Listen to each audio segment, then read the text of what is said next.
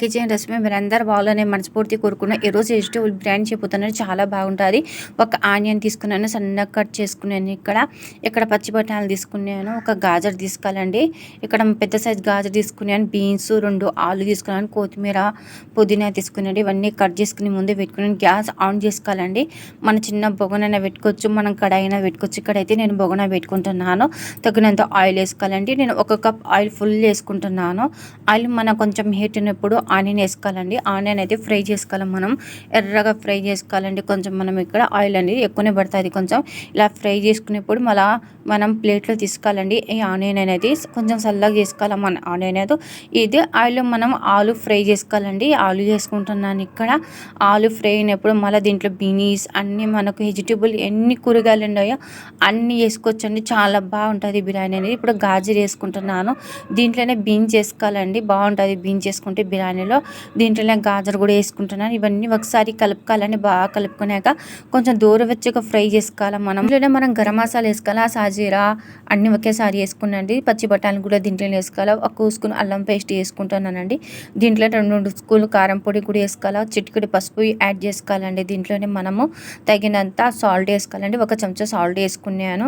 ఇక్కడైతే నేను కొత్తిమీర కరివేపాకు అన్నీ వేసుకోవాలండి. ఇక్కడైతే నేను గ్రీన్ చిల్లీ కూడా 1 చెంచా వేసుకున్నానండి. ఇవన్నీ వేసుకున్నాక మనం పెరుగు కూడా వేసుకోవాలి, తగినంత పెరుగు వేసుకోవాలండి.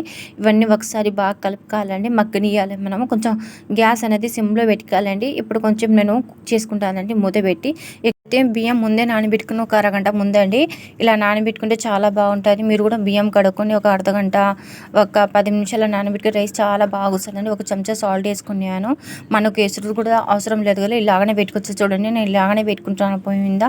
ఇక్కడైతే నా లైట్ వస్తుంది పోతుందండి. చూడండి ఇక్కడైతే కుక్ అయిపోయింది రైస్. ఒకసారి మనం కలుపుకొని చూడాలండి. మన రైస్ ఉడికిపోతే ఇలా ఒక మీడియం సైజ్ కుక్ చేసుకోవాలండి. ఎక్కువ కుక్ చేసుకోకూడదు. ఇక్కడ బిర్యానీకి అయితే ఒక జల్లెడ వేసుకోవాలండి. నీరంతా కారిపోవాలండి. దీంట్లో గంజంతా కారిపోయినాక మళ్ళీ మనం చూడండి ఇలా ఇవన్నీ కుక్ అయిపోయినాయి. సిమ్లో పెట్టుకుని ఇవన్నీ కుక్ చేసుకున్నాను. ఒకసారి బాగా కలుపుకోవాలండి.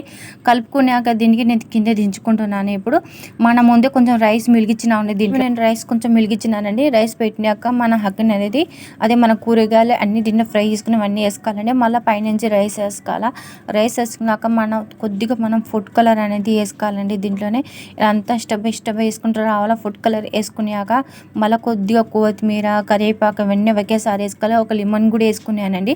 మళ్ళీ కొద్దిగా ఫ్రై చేసిన ఆనియన్ కూడా వేసుకోవాలి. దీంట్లోనే ఇంకా కొంచెం మనకు మిలిగిన హక్ని అంతా పైనుంచి వేసుకోవాలండి. ఇలాగనే వేసుకుంటూ రావాలా. మళ్ళీ కొంచెం మన రైస్ పైనుంచి వేసినాక మళ్ళీ ఫుడ్ కలర్ వేసుకోవాలండి. కొద్దిగా ఆయిల్ వేసుకోవాలి. దీంట్లో నేను ఎక్కువ వేయలేండి. ఆయిల్ 0 ఆయిల్తో నేను కుక్ చేసినాను. ఇప్పుడు ఫుడ్ కలర్ వేసుకున్నాను. ఆనియన్ వేసుకోవాలండి ఫ్రై చేసుకునేది. దీంట్లో కొత్తిమీర వేసుకోవాలి, కొద్దిగా పుదీనా వేసుకోవాలండి. ఇవన్నీ వేసుకున్నాక కొంచెం మనం 2 మినిట్స్ దమ్ చేసుకోవాలండి. గ్యాస్ సిమ్లో పెట్టుకోవాలి. ఇప్పుడు నేను దమ్కు పెట్టుకున్నాను. చాలా బాగుంటుంది వెజిటేబుల్ బిర్యానీ అది. ఎప్పుడు చికెన్ బిర్యానీ, మటన్ బిర్యానీ తిని పిల్లలు బోర్ కొట్టుంటే ఇలా చేసి పెడితే చాలా బాగా తింటారండి. మనం కూరగాయలంటూ కూడా హెల్త్కి మంచిది కాబట్టి నేనైతే ఇలా చేసి పెడతాను పిల్లలకు.